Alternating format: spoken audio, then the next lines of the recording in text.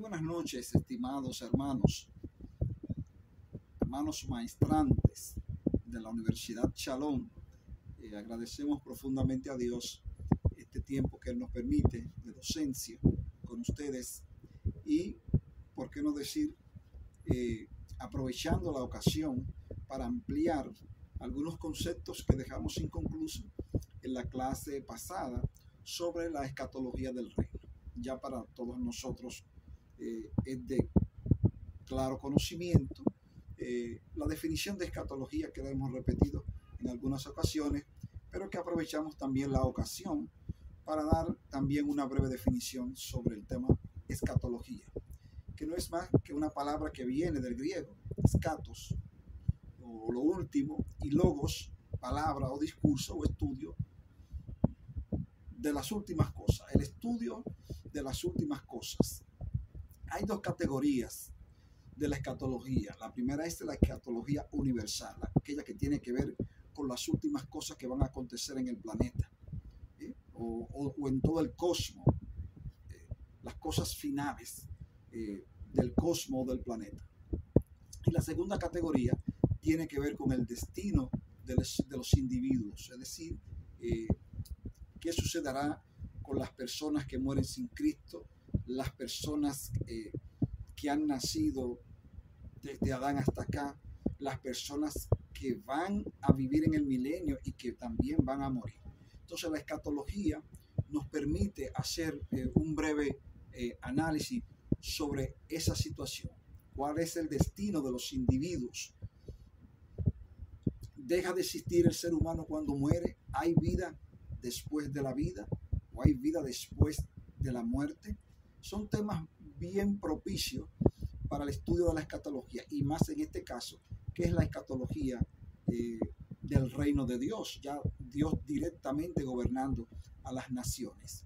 De manera que con esta definición podemos nosotros seguir ampliando otros conceptos y otras preguntas que nos surgen. Como tiene algún efecto en nuestras vidas la forma en que pensamos de las últimas cosas, aunque uno crea que no, eso produce un efecto en nosotros, en nuestro comportamiento, específicamente aquellas personas que son cristianas. ¿Qué va a suceder o qué nos está diciendo el tiempo para estas cosas? Importante que nosotros vayamos a segunda carta de Pedro, en su capítulo 3, verso 8-13, donde nos explica, ¿no?, que para Dios un día es como 1000 años y 1000 años es como un día. La forma en que pensamos, obviamente, de las últimas cosas, los eventos escatológicos, tienen influencia en nuestras vidas hoy. Eso es algo que no podemos negarlo. Tienen influencia sobre la realidad circundante de nuestra vida, también la realidad de las cosas futuras. Van a determinar o han determinado cómo vivió la sociedad cristiana primitiva y también esta sociedad moderna del presente. De una manera u otra influye poderosamente. Ahora bien, hay que entender ese pensamiento.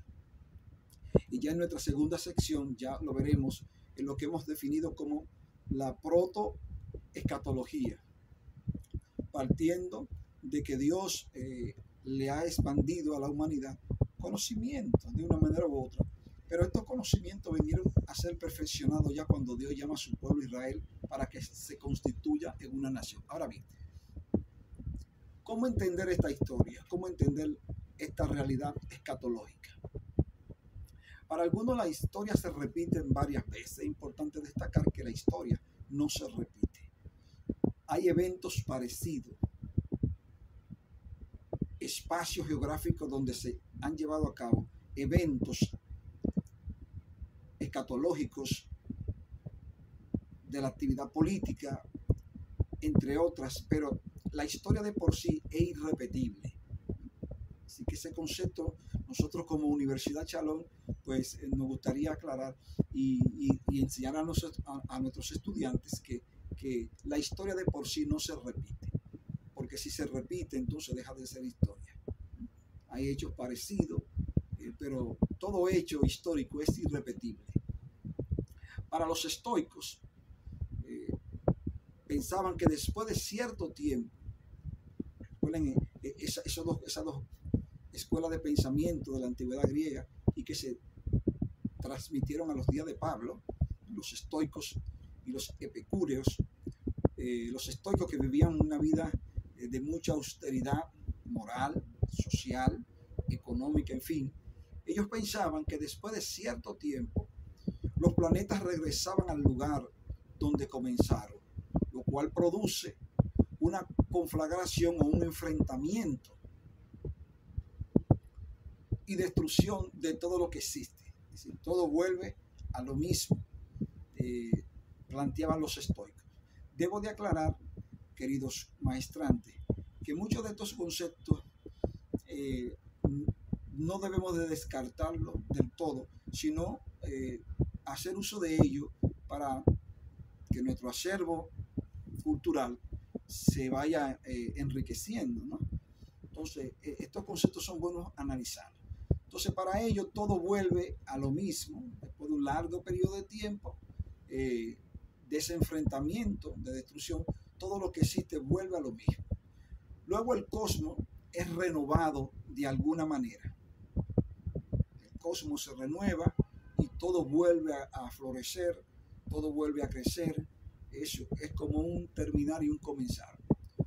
Entonces, para ello todo comienza después de una gran conflagración, todo vuelve a ser nuevo otra vez. Por eso le hablaba lo de la prototeología, ¿no?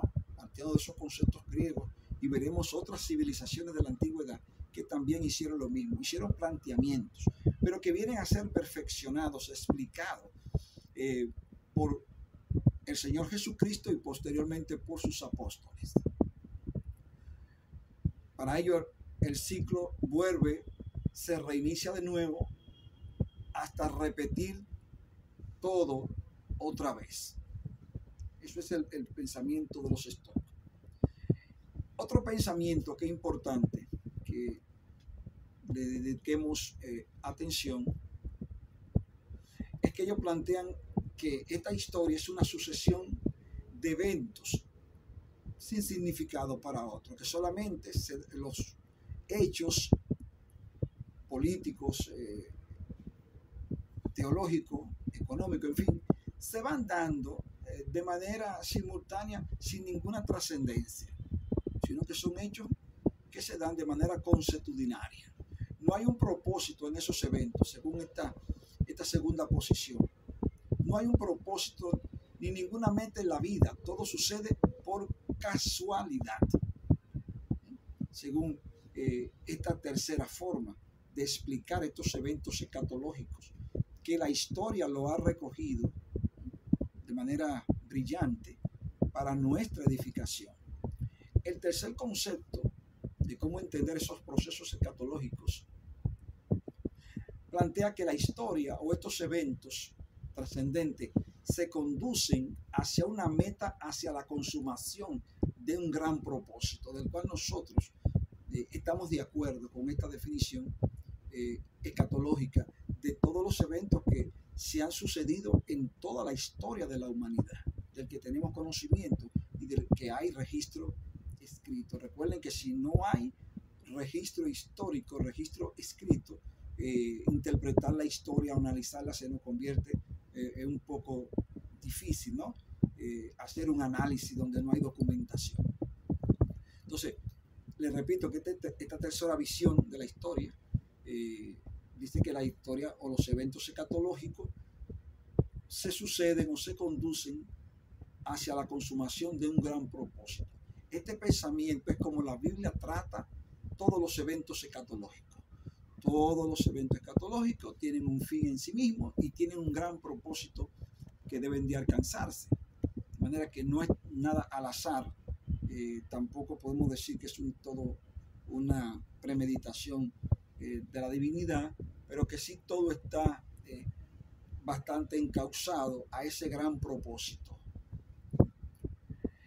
Los seres humanos pueden frustrar, obviamente, esos propósitos por sus acciones y pueden enviar y pueden en un momento dado desviar el curso de la historia de esos eventos escatológicos. Por alguna razón, situaciones que se generan, personas importantes salen del escenario, efectos climatológicos impiden cierto evento, pero el gran propósito no se detiene. Sin embargo, los seres humanos, aunque pudieran interrumpir brevemente esos grandes propósitos, no pueden derrotar el gran propósito de Dios, el cual se conduce todas las cosas. ¿Sí? Es imposible. De esta forma, o esta forma de pensar, depende sobre, obviamente, las creencias que Dios actúa en este mundo y que Él siempre está en control de todo. El asunto de los grandes propósitos. Dios siempre está en control de todo. Y por eso nosotros le estamos dando estos puntos de cómo los antiguos interpretaban esta realidad escatológica de los últimos días. Dios reina sobre el universo, es el gran soberano, como lo hemos venido diciendo, el gran soberano tiene control absoluto de todas las cosas, pero al mismo tiempo Dios permite que el hombre haga sus propias decisiones, que el hombre tome decisiones.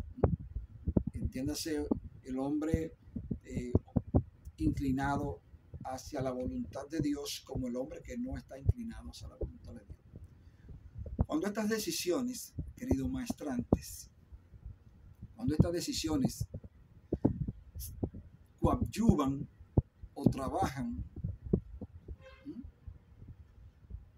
a favor o en contra del propósito de Dios, Él todavía la puede utilizar para cumplir su propio propósito final.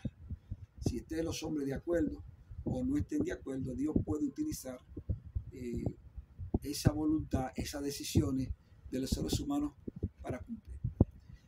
Según las Sagradas Escrituras, cuando leemos la Biblia, es importante destacar que el centro, el epicentro del propósito de Dios es la persona de Jesucristo, desde el Génesis hasta el Apocalipsis. No hay manera, Cristo es el centro de todo lo que tiene que ver la Biblia, de todo lo que tiene que ver el pensamiento que Dios le ha revelado a los seres humanos. Ese propósito de salvación del cual nosotros somos depositarios. De manera que Jesús ha dado inicio a esa nueva era, pero la consumación de esta era todavía está en el futuro. ¿Sí? Cuando el Señor Jesús hizo su aparición ya como Mesías, como profeta, registrado por los apóstoles, podríamos ver ahí ya el inicio de ese gran propósito de Dios. El propósito final de todo es el fin de este universo y el comienzo de una nueva existencia. Qué interesante. De una nueva existencia eterna para los hijos de Dios. Que fue el objetivo original que tuvo Dios al crear a los seres humanos, y que esto viene a consumarse ya con la manifestación de Jesús. El Señor Jesús ha dado inicio a la nueva era, pero repito, la consumación de ese gran reino escatológico, esa naturaleza de ese reino divino, todavía no se ha manifestado en toda su plenitud, en toda su plenitud. También es importante tomar en cuenta que este gran inicio da comienzo a la existencia de esas cosas que se han perdido,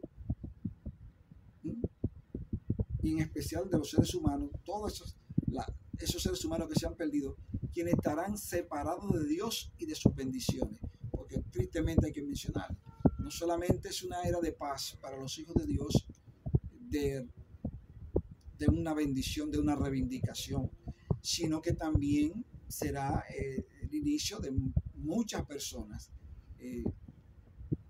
que estarán separados de esas bendiciones de Dios. Entonces, escatología del reino no es más que la manifestación del reino de Dios al final de la historia o de este sistema de cosas que nosotros conocemos. Muchas personas se preguntan, estudiantes, acerca de la escatología. Y es importante resaltarle que la escatología, como disciplina o ciencia o rama de la teología, tiene que ver con la naturaleza del reino de Dios y la enseñanza de Jesús. No podemos desvincular, no podemos separar las enseñanzas de Jesús de la escatología del reino de Dios, porque Cristo es su más alta expresión física, sus enseñanzas, sus parábolas, la vida en que enseñó a sus discípulos para ser unos auténticos miembros de este reino espiritual que se manifestó con su venida. Una pregunta que muchos nos hacen: ¿qué enseñó Jesús tocante al reino de Dios? ¿Cuáles fueron sus enseñanzas? ¿Qué quiere decir la Biblia cuando habla del reino de Dios?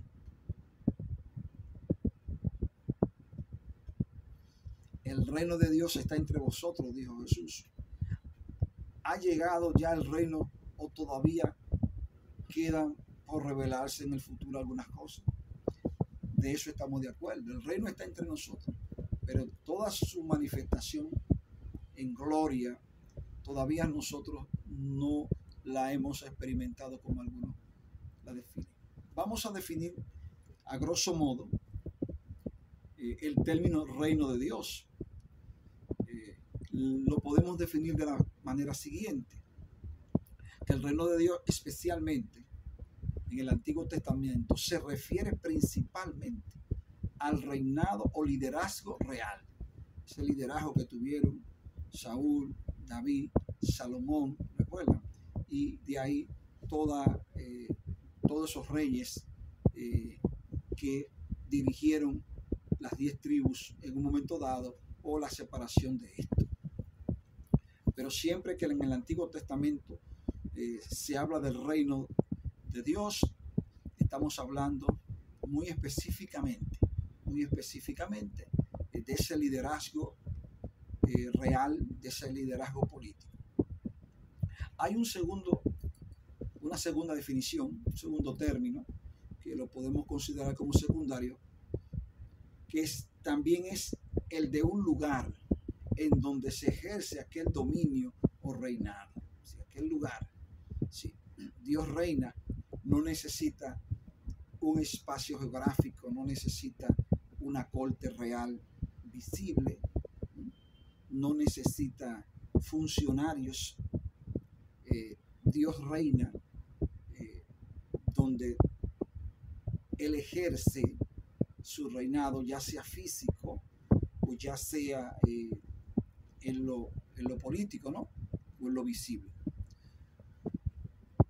Cuando el Señor Jesús utiliza esta frase del reino de Dios, es posible que se refiera al reinado de Dios ejercitado en su persona en vez de un lugar geográfico. Es decir, Dios puede habitar, el reino de Dios, el concepto de dominio, de soberanía de Dios puede operar en la vida o en el corazón de una persona. No necesariamente de un lugar, una parte geográfica o un lugar definitivo.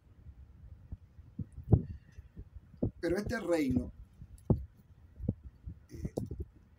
¿es futuro o está presente? Sí. Ese reino, como dijimos, que dio inicio la manifestación del Señor, su predicación y su enseñanza, y ese discipulado de 3 años y medio con los discípulos, con sus seguidores, ¿Está presente o está por venir?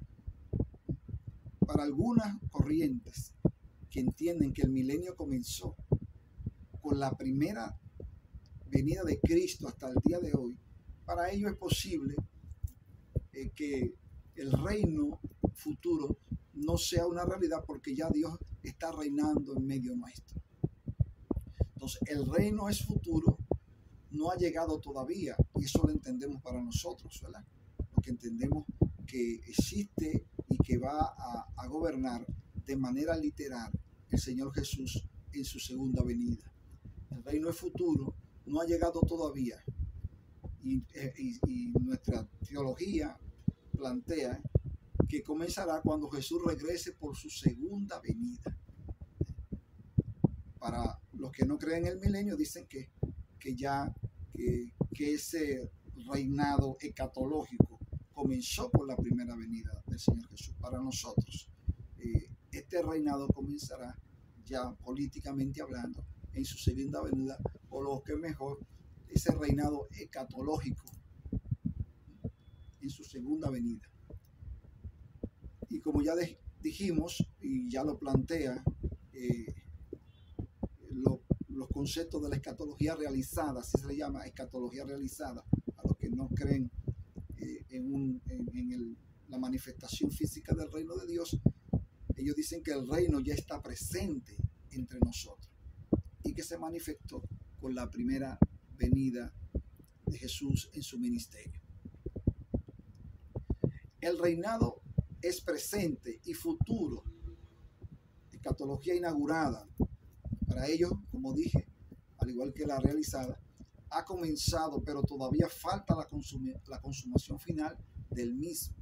Si para ellos ya el reino se manifestó, la escatología inaugurada. Plantean ellos que ha comenzado, pero que todavía falta la consumación final del mismo. Que esto podría ser ya al final de los tiempos, cuando ya la iglesia evangelice a todo el mundo, entonces se va a manifestar el Señor. El reino de Dios. Me gustaría que usted vaya al libro de Marcos, capítulo 1, verso 15, San Mateo capítulo 4, verso 17, también San Mateo 12, 28 y Lucas 11, 20. Jesús le dijo a sus discípulos que predicaran la cercanía del reino, así que predicaran que el reino de los cielos se ha acercado. El punto de estos pasajes es que en Jesús se ha acercado el tiempo y la localización del reinado de Dios. Los hombres podrán entrar en ellos como nunca antes. Es una apertura a ese reino espiritual que va a producir los beneficios futuros en términos humanos en su segunda venida, cuando Él establezca su reinado de 1000 años. De manera que eso es bastante comprensible. Los hombres podrían entrar, hombres y mujeres podrían entrar por medio de su fe en Jesús, así recibiendo el reinado de Dios en sus vidas. Y así lo podemos ver en Hechos 2, 36, 41, cómo la iglesia iba progresando y cómo textualmente dicen ellos que Dios iba añadiendo a los que habían de ser salvos. Entonces ellos podían entrar por medio de la fe. Ya no se sería heredero del reino como en el Antiguo Testamento, tal vez, que era por abolengo, que era por familia, sino que en esta nueva manifestación del reino de Dios, los seres humanos, los hombres y las mujeres, entran simplemente por la fe. En Lucas capítulo 11, del 20 al 21, explica de manera muy tácita que el reino de Dios está entre vosotros. Lucas escribe que Jesús se estaba refiriendo a la naturaleza interna del reino. Fíjense que este reino tiene dos naturalezas, la espiritual y tiene la naturaleza física, social, política, el gobierno. gobierno espiritual y un gobierno físico, como todos los cristianos esperan. Jesús se estaba refiriendo a la naturaleza interna del reino. Tiene que ver con lo que está dentro del hombre, no una realidad externa. Es posible que Jesús se estuviera refiriendo a él mismo, para algunos, porque Cristo se hace presente por medio de cada uno de nosotros. De manera que para entrar al reino de los cielos, ya le explicaba a Timoteo, tenía que darse un nuevo nacimiento desde la raíz, desde lo más íntimo del ser humano. ¿Por qué ustedes ven que hay árboles que dan frutos malos? Sencillamente porque el árbol está enfermo, está dañado. Por tanto, no puede dar frutos buenos, frutos agradables. No puede darlos, son frutos dañados. Por tanto, para formar parte integral de este nuevo reino espiritual, sus integrantes deben de nacer de nuevo, como Jesús le dijo a Timoteo.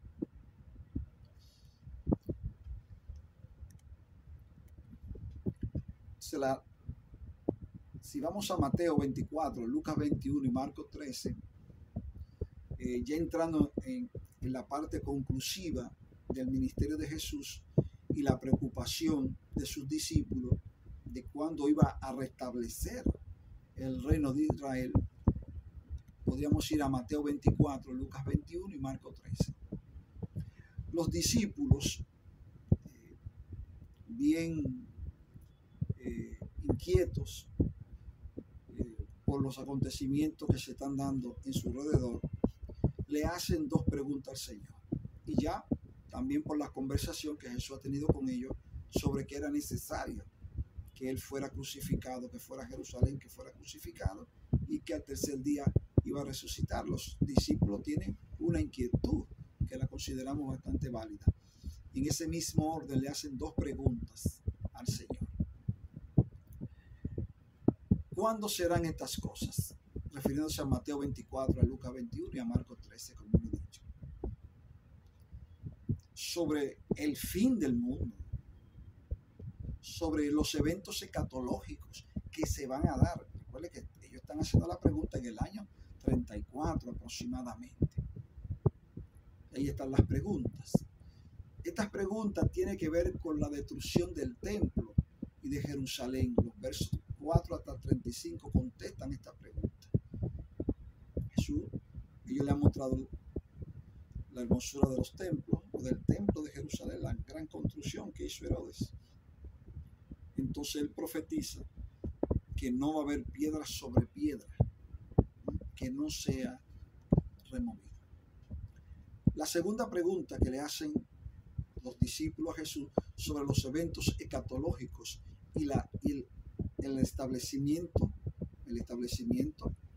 de su reino. Ellos le preguntan, Señor, ¿qué señal habrá de tu venida y del fin del siglo? Los versos 36, si lo pueden ver, van leyendo conmigo, versos 36 al 51, contestan estas preguntas. Se puede ver hasta el verso 25 hasta el 46. ¿Cuáles son las señales de la destrucción de Jerusalén, de la persecución de los judíos y de los cristianos, de las últimas manifestaciones y el establecimiento del reino del Señor en este caso? Estamos en el tema, ustedes saben, escatología del reino. Jesús ha establecido ya un reino espiritual entre sus seguidores, le ha enseñado. Y dentro de esas palabras proféticas, Él le plantea la destrucción del templo. Si vamos a los capítulos de Mateo y Marcos, los versos 4 al 35, Jesús dice que antes de la destrucción del templo, algunas cosas sucederán, incluyendo la proclamación del Evangelio. Luego vendrá una señal digna de confianza, la abominación desoladora, haciendo uso, presentando, ¿no? Lo que podría ser. Recuerden que los romanos no solamente van a destruir el templo, sino que también pues van a profanar el lugar santo. Y ya Juan posteriormente habla de cómo el anticristo va a tomar Jerusalén, ese gobierno mundial del anticristo, y cómo pues se va a sentar como sumo sacerdote, pidiendo que se le dé adoración, que es una de las más viles apostasías por la cual va a pasar la iglesia y por qué no el mundo entero. Entonces, una vez el anticristo profane el lugar santo y se proclame Dios, entonces esto podría caer perfectamente en lo que es parte de la abominación desoladora, que nosotros la hemos planteado anteriormente en diferentes puntos históricos y escatológicos de la Biblia. Una amonestación: que no sean engañados por falsas señales. Jesús le plantea eso a sus discípulos. La venida de Jesús en juicio será visible.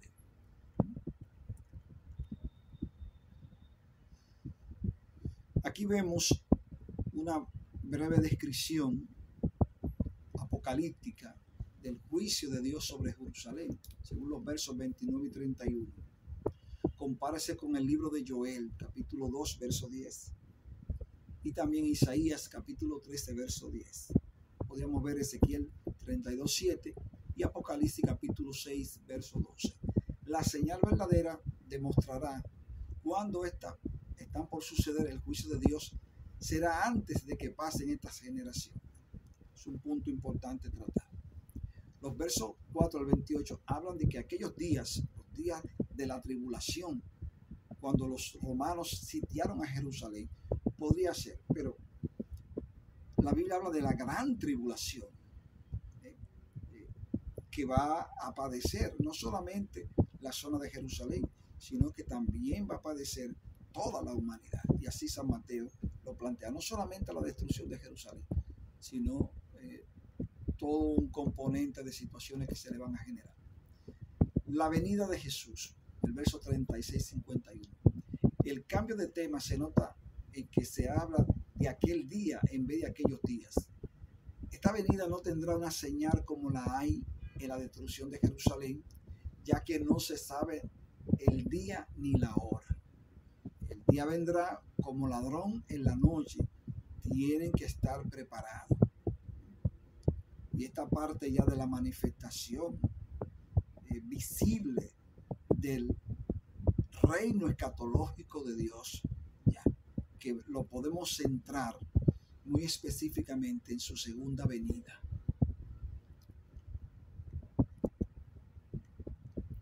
Es importante que nosotros veamos en estos eventos escatológicos de los días del fin la posición de Israel. Sabemos que una vez el anticristo logre proclamarse como Dios, los judíos se van a manifestar. Entonces nosotros hacemos la pregunta: ¿Dios tiene todavía un plan específico para la nación de Israel como lo tenía en el Antiguo Testamento? Eso tiene sus puntos encontrados. Hay posiciones que plantean que no, plantean la sustitución de la iglesia como el Israel espiritual. Entonces, enseña la Biblia que toda la nación de Israel será salva en un periodo de tiempo. Eso es cierto. ¿Es la iglesia lo mismo que la nación de Israel? Es importante que sepamos que son dos grupos diferentes. Es importante tomar en cuenta que la nación de Israel ya no sigue siendo tal vez perdió esa principalía de ser la nación que fue llamada a predicar y a ser el ejemplo, como ese llamado que tuvo Moisés, fundador de la nación. Es posible que esa visión tal vez ya no se comparta como se compartió por muchos años. Para algunos la iglesia vino a sustituir a Israel, y que Dios ha trabajado a través de Cristo para salvar a todo el que cree, y es la iglesia el instrumento mediante el cual Dios puede salvar a las personas, que ya no necesariamente tendría que ser el pueblo de Israel. Entonces, para algunos ya Israel para algunos no es tal vez el pueblo elegido de Dios como en el Antiguo Testamento, sino que le ha dado esta primacía a la iglesia, que es el instrumento mediante el cual millones de personas se han salvado a través, por muchas generaciones, a través de su mensaje. De manera que podríamos pensarlo así, desde ese punto de vista. No es que Dios se haya olvidado de Israel, sino que la iglesia es la institución llamada a promover, aunque obviamente los judíos conversos formaron parte de la iglesia, pero la iglesia como institución es la que está llevando en estos últimos siglos la voz cantante de la predicación del evangelio. Y esto por muchas razones. La nación de Israel, para algunos, no es el mismo Israel espiritual de Romanos 9, versos 6 y 7. Se debe recordar, queridos hermanos, que Dios escogió a Isaac para ser aquel por el cual vendría la simiente espiritual. Solo aquellos que siguen el ejemplo de la fe pueden ser llamados los verdaderos hijos de Abraham. Es importante que lo veamos en Romanos capítulo 2, verso 28. Pero obviamente, reiteramos, Dios no se ha olvidado, ni se olvidará de Israel, porque en Israel están los pactos y están las promesas hechas por Dios a Abraham, Isaac y a Jacob. Las promesas a David y a otros reyes, donde Dios estableció, ¿no?, que Israel sería piedra pesada para todas las naciones, su influencia. Y de Israel es que vino el Salvador. De manera que Dios no se ha olvidado de Israel, sino que por asuntos históricos e interpretaciones teológicas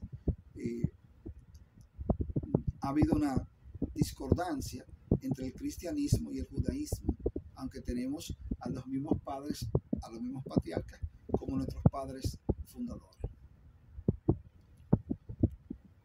Nosotros estamos llegando a la parte final de este punto y queremos darle la gracia a nuestro hermano,